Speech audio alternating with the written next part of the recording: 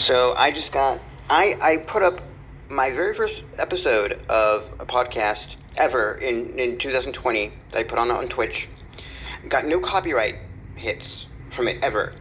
I've used it a bunch of times. I've also used it. I've also uploaded it to YouTube, and I got no audio. I got no copyright things ever. And it's been there for what, 200 days now. Your systems should have been able to pick it up the moment I upload it. So, I used music from the Together album and Locust album by Nine Inch Nails throughout the pandemic because of Creative Commons. In fact, that's why they put out the album. So I've been using this music for years. There's a functional purpose to it.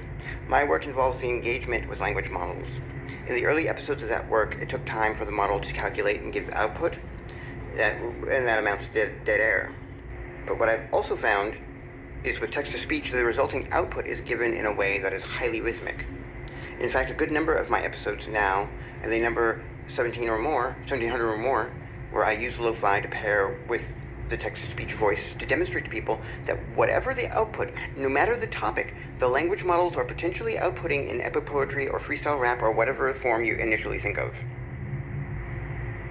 And this was during the day when it was like, oh, ChatGPT can write sonnets. It can do more than that.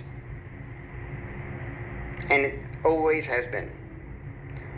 So I did not realize that this thing about the text-to-speech in 2022, this usage in 2020 that's being disputed, precedes my awareness of that.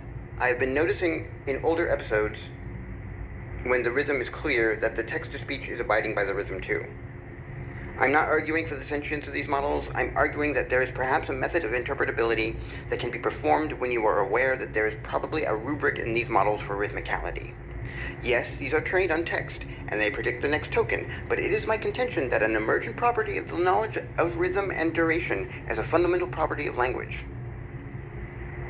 This then means that the awareness of a duration in time might have been embedded within these models since 2020 at least.